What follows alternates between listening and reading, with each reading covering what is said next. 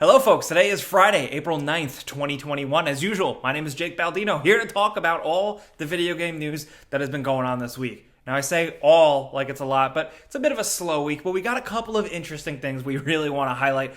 First, some horror game news. The first thing is the creators of Until Dawn, Supermassive Games, are seemingly staffing up to make a new game that seemingly might be a little different. Now, we don't know for sure if this is them making another part of their horror anthology series that they have been doing, if they're starting to continue that, or maybe it's a sequel to something like Until Dawn, which that's the reason why I'm still paying attention to them. Until Dawn was really, really great. The Dark Pictures anthology, I haven't really been jiving with as much, but just how incredible I found Until Dawn, I'm still willing to give them more of a shot. Supermassive Games has been posting job listings that internet sleuths have discovered, and most specifically, they are focusing on finding a real-time combat designer, which is a little bit of a change-up, considering none of their other games really have real-time combat. So that begs the question, are they going in a totally different direction? Are they abandoning that cinematic storytelling approach to their games? Maybe not. They've always kind of expressed that that's what they do, but maybe the next one's going to have a little bit more combat in it. I don't know. As of right now, it's called an exciting unannounced project.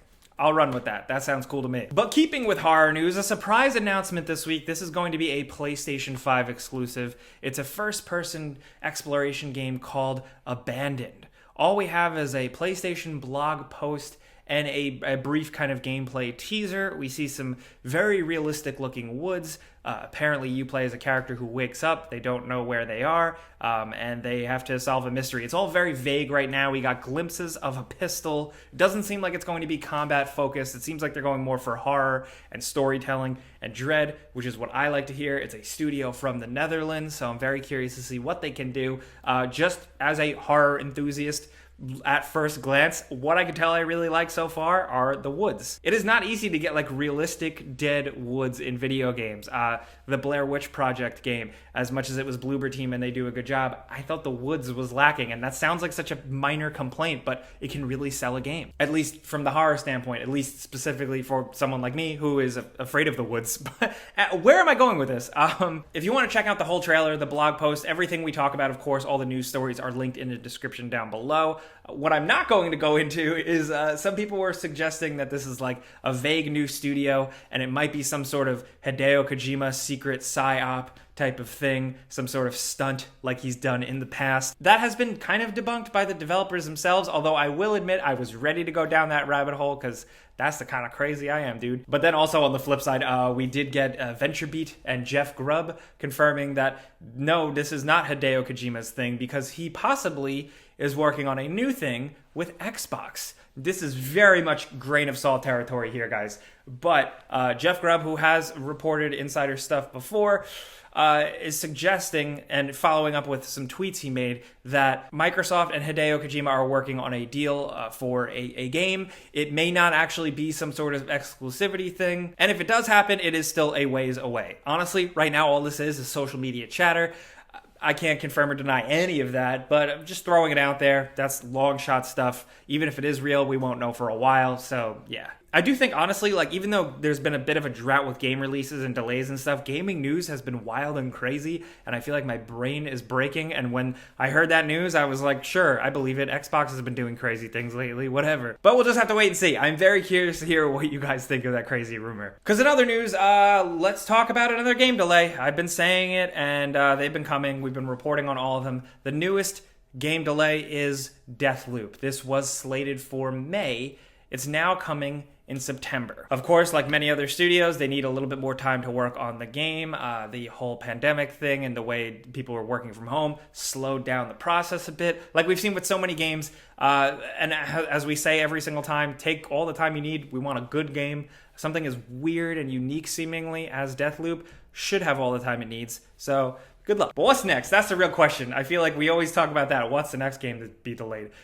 I'm looking forward to the day where we have like the opposite, where it's like Andy's birthday party has been delayed to today. Like, when are we gonna get like actually a game's coming out?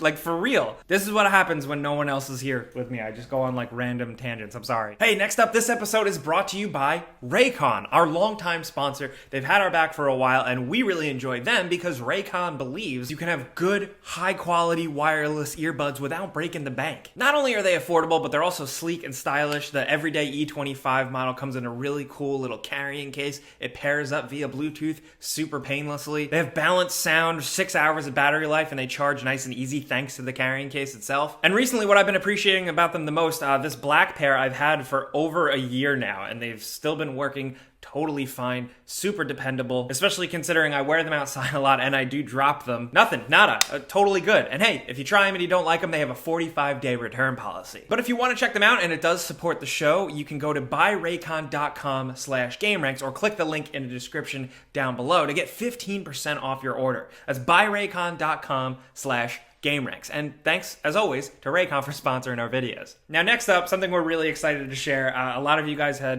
tagged me with this on social media. Thank you for highlighting it. This is from Erasmus Brosdow. I'm sorry if I'm mispronouncing your name. He's done similar projects in the past we've highlighted, but he essentially recreated one of the famous scenes from Metal Gear Solid 3. And boy, is it stunning. As someone who just lives and eats and sleeps and breathes Metal Gear Solid, I'm so happy to see this. This is a little project called Snake's Ladder, and it was made in Unreal Engine with ray tracing, and it is the iconic ladder scene from Metal Gear Solid 3, recreated with a bunch of little extra fun things thrown in, and it's absolutely worth watching if you love Metal Gear Solid. Seeing Snake animate differently threw me off for a second, but that's just how my brain works. But this is just a nice fan celebration that I can't help but just really appreciate and admire his hard work, because I always say when people love games, they'll do amazing shit, and this is no different. Snake's character model looks really cool. They actually did a good job of kind of reflecting him being a younger Big Boss. There's a fun Easter egg at the end. I love seeing stuff like this, and I hope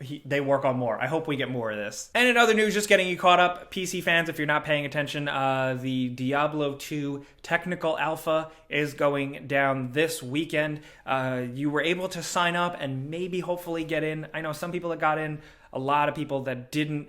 Some websites and places have been able to give away a few access keys, which has been cool. So maybe keep your eyes peeled for that. But I will just say, so far, judging from the early response, seems positive, which is really nice considering, a couple of Activision Blizzard missteps in the past recently. Something like Diablo 2 is it's just so great, and they could ruin it. And I'm so happy that at least so far, it sounds like things are going all right. Early reactions, again, I'm recording this very early Friday, so yeah. But if you did get in, I think me and a lot of people in the comments would be curious to hear what you think so far. Legit. Next up, like every week, got a couple of trailers we want to link you. They'll all be linked down in the description below, but we got some interesting things. First and foremost, Oddworld Soulstorm launched this week. Very happy to see this game finally release. I talked to Lorne Lanning, the creator, back when he was first prototyping it. He showed me on a laptop on the floor. Crazy weird idea, and see it take so many years. I'm excited it's finally a thing, and I can't wait to dive into it this weekend. Also, the launch trailer, because it's out this week as well, for Republic Commando Remastered. I think it's a miracle that we're getting a remaster of this game, a re-release of this game.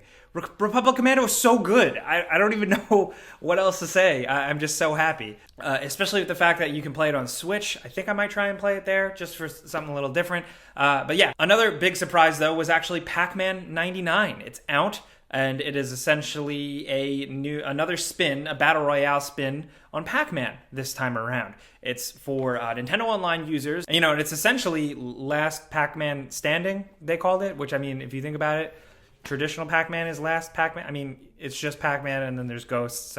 But then, the ghosts are technically, former Pac-Man. I forget the Pac-Man lore. But this concept is cool. I think it worked for previous games, and the spin on Pac-Man is excellent. Me personally, I'm not into just traditional regular Pac-Man, but spins on Pac-Man and the formula I really love. So just seeing this in action and to be able to kind of knock out ghosts and then they go into other players' worlds, very cool, very creative. I like this type of stuff. More of this, please. Yeah. But another big story wanted to highlight this week. Yes, E3 is back, baby, in full swing.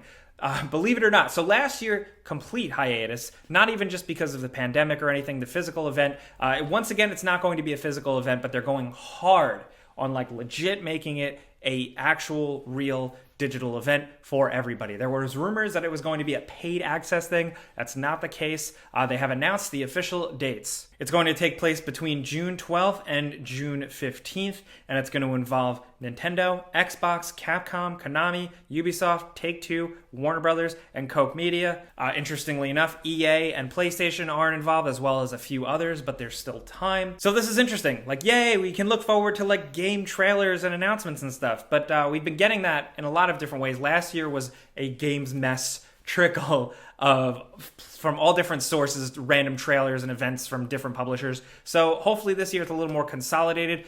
It seems like word on the street is like some developers are really embracing this new E3. Others, behind closed doors, not really about it. So even if Xbox is involved here, or Nintendo or one of the big guys, expect them to also still probably have their own things. Not to mention, also in June, around that time, is also going to be the Summer Games Fest. That's the Jeff Keighley joint, which they've really been bulking that up as well. So I expect kind of like the two tent poles for the summer announcements type chaos.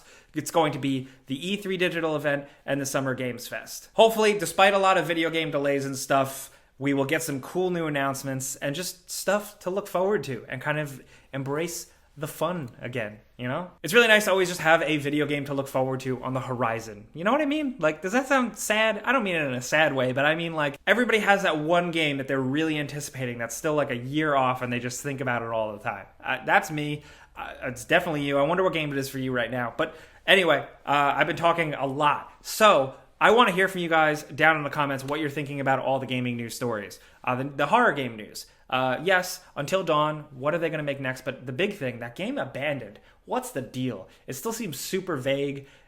The trailer was weird and disjointed. Are you into the Hideo Kojima rumors? Do you want to go down that rabbit hole? Let's talk about that stuff. Also, all the trailers. I want to know what you're playing this weekend. If you're jumping into Oddworld, I think it is free on PlayStation Plus. Also, if you're jumping into Republic Commando or catching up on something old. It Takes Two, which I put out a video talking about that game on my other channel. You can check that out. That'll be linked in the description. But I want to hear from you guys about all the gaming news this week. Let's talk in the comments, whether you're PC, PlayStation, Nintendo, Xbox, whoever. We want to hear from you. But I always say it, and I mean it, damn it. Thank you guys for coming around and getting caught up on the video game news with us every Friday. We have a blast doing it. Thank you for being here. Last week, someone in the comments said that like I am their calendar man, where when they see me, they know it's Friday. And I think that's really funny. Calendar man, of all villains, that's what I would get. Because I'm so bland. Anyway, thank you. If you appreciate these videos, clicking the like button is the best way you can help us out. We would really appreciate that. And if you're new, consider subscribing, hitting the notification bell, because we put out videos every single day. But I'm Jake Baldino. Catch me on the Before You Buy videos. Catch me here on the Friday show. See you next time. Pizza's on me.